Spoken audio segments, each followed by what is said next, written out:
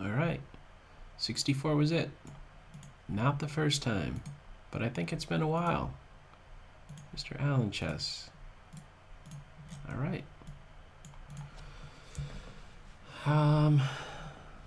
Okay.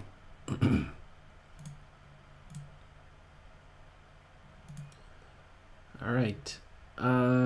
Let's try the Sicilian and see what we get. Okay. Played this more than any other. This knight c6. Okay, so Nimzovich-Rossolimo attack without d6. ECO code B30. What do you do? Something different. Knight A5. Moving the same piece twice. Now what? Alright, let's try this. I did the knight move just for some variety. Don't allow the possibility for bishop takes knight. Additionally, a6 could come with tempo. If the bishop does decide, well, it can't make use of that square, but I'll be putting a question to this bishop soon, and I actually had a miscalculation. I played e6 thinking that if I did a6, the bishop could play to c4. I can't do that. I should have done this right away. That was wrong of me to do this move. I should have thrown a question to this bishop right away. I still want to do it, but now the thing is the bishop could come all the way back, and white remains much more coordinated by being able to make use of f1. If I did a move sooner, it would have had to play to e2, where it gets in the way of both the queen and the rook. So there's already an inaccuracy. I'm also down with my development. So, okay, the bishop is still deciding to go here. I think you should just go to f1, going all the way back.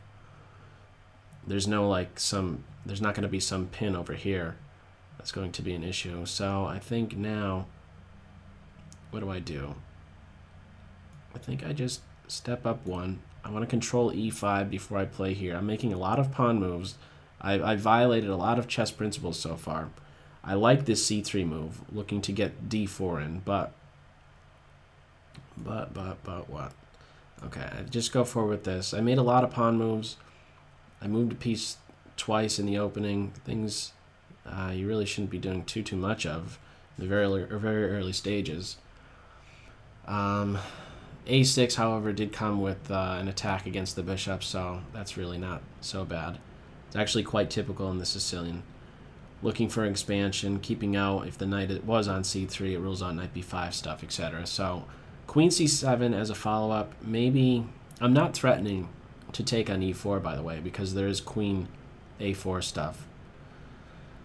However, after d4, how do I react in the center? It becomes very important to know how to react, and I don't know if I know how to react. I think the first thing I need to do is to take and then press 4. Okay, we're not having that. If the pawn was on d4, I think I would first consider taking and then pushing forward. Important to first take, as otherwise bishop takes, there's maybe forks that white has with b4. So anyhow, we're not having that, but eventually if there's a pawn on d4, I think I want to play d5, and if e5, I want to play knight e4, post up on that square. We're not having that, however. So this is a bit curious to me to see this. I'm going to go with the move that, well, I guess many of you could have anticipated, because it's his only move, right? Moving the piece with the least amount of flexibility first, least amount of options first. This guy. Kingside castle, b5, bishop b7, queen c7 to indirectly control e5. It seems like with the d3, white is looking forward to something that's more commonly seen in Roy Lopez. I don't see another thing better than to just castle right away. I think b5 and then bishop b7. What's stopping me from doing that? Not seeing it. Let's run forward. I'm pretty much caught up with my development. I don't know that you could really claim one side being better than the other due to a lead in development. Now that the knight is on d2, this earlier idea I had of meeting d4 with this. Okay, now if I do that, there's going to be some issues, isn't there?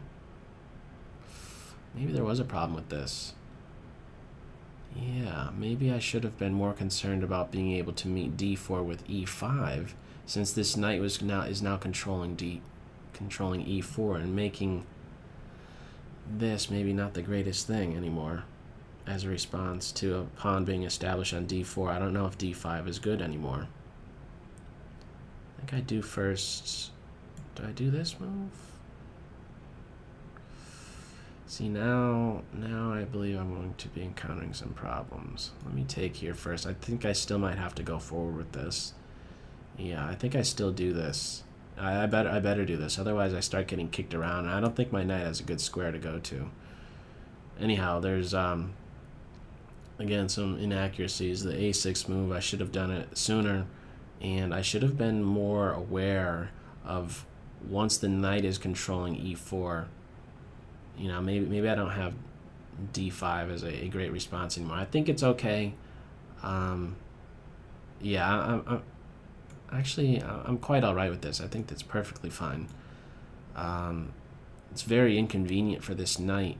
If knight takes, pawn takes. Okay, I've doubled pawns, but this knight doesn't have the greatest place to go to, does he? He retreat. Okay, well, he retreats and hits the pawn, but I could develop and defend, and maybe I could stir up some trouble somehow, hopefully, and fast. Somehow, hopefully, and fast. I could stir up some trouble.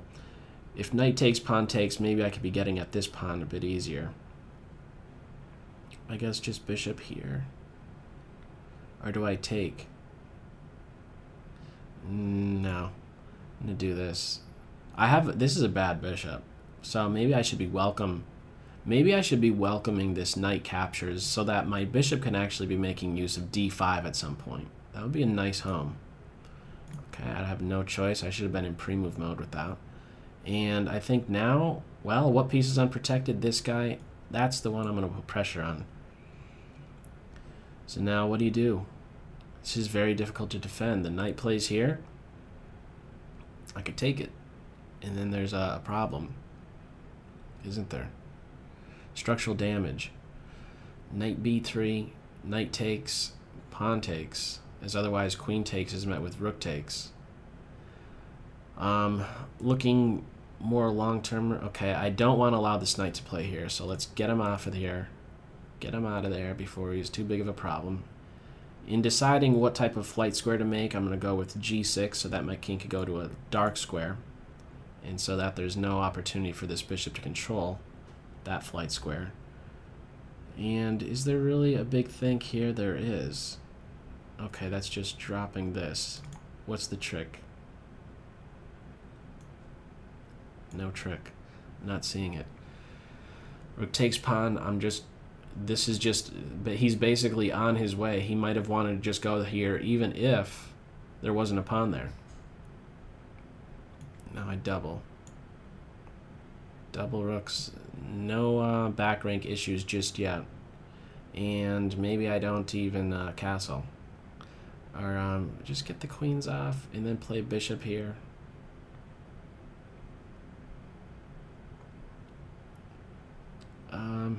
Queen takes queen, rook takes. The rook is very active. I play here.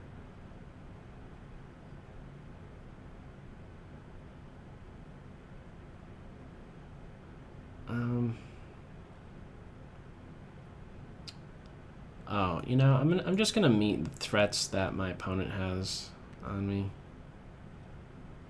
Play rook here. Not missing anything. We're about even on time. Rook takes, just rook takes. And now, before I was saying g6, but now I'm saying g5 because I want my king to be able to get to this pawn. If my king gets here, that's a problem. It's a big problem. Okay, it stopped. Okay, play here.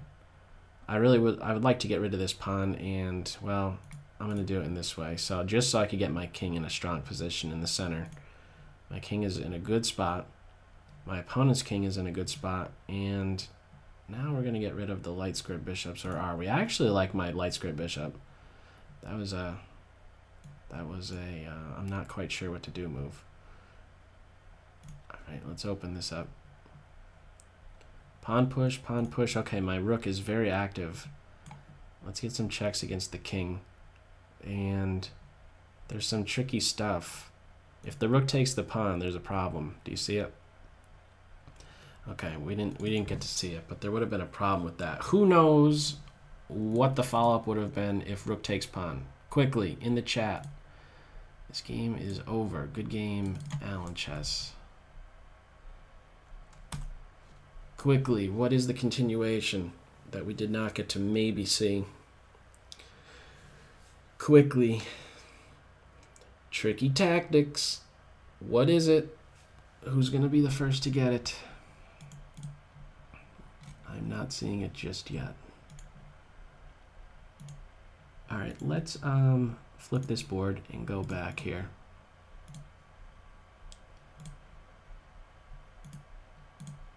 We'll see what that is at the very end. So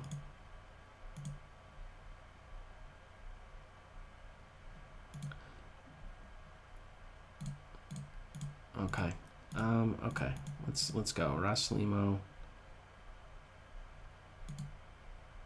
Yep, many of you are getting it. That let me just go to the end real quick. If rook takes, who's saying it? Some people in the chat.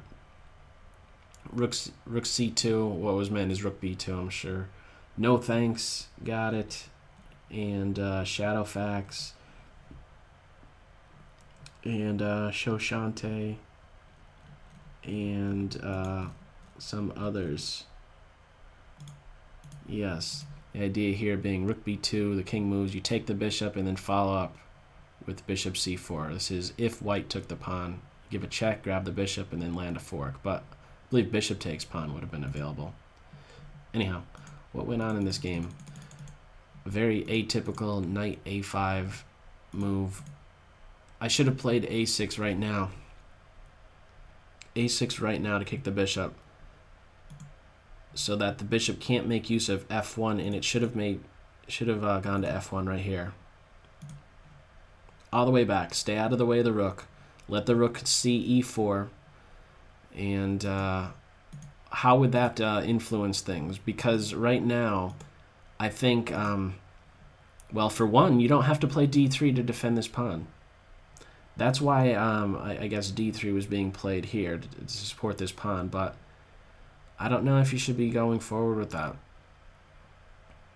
I guess another idea, I wonder if you could really get away with something like bishop d3 and backing up to c2. It seems always a bit awkward to obstruct one of your central pawns with a minor piece, but definitely come all the way. I'm pretty sure you should come all the way back to f1 instead of e2.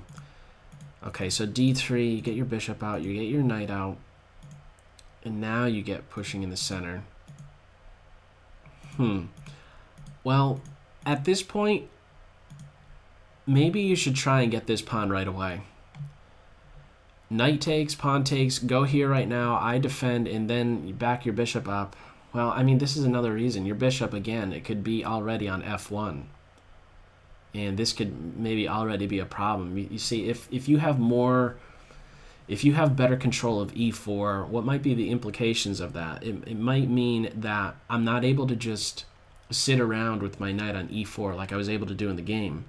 And maybe I would then, if your rook, again, has sight of e4 directly, I'm maybe forced into taking on d2 and helping you develop your queen. And then it's like my bishop is very ugly. It's not a good piece at all. In the game, again, I was able to make use of d5, but only because I was able to allow my knight to sit on e4, and after the capture, d5 was vacated. So is really everything being pointed at this the bishop's placement? It might be, or at least at many points right here. I don't think black has any trouble at all. This is actually just turning out to be a big problem for white, because he's a liability. He's not. I'm ready to take the pawn and defend here if it's ever attacked again. You go back to f1, I'm just taking. So I guess you have to just take with the pawn, and maybe, well, I guess it's just bad news no matter how you slice it. I could pile up on this pawn with queen b4. A very active post right in front of isolated pawns. A good home, hitting at d4. So the suggestion is really coming all the way back. First for me, for not playing a6 right away. For not playing a6 right now. And for white to really just go back home, in a sense, to f1. Go back to that home rank. And then I like this c3 d4 idea. Then you don't have to. What did you end up doing in the game? Another way to look at it. Look at the journey your d pawn took. It went to d3. 1, 2, and 3 moves later it played to d4. I think you could get that in one shot and save yourself a move and stay out of the way of your rook on the e file by playing to f1. But as it stood, we ended up in a time scramble endgame area, and I don't know really who stands better if we had more time at the end here. But yeah, okay.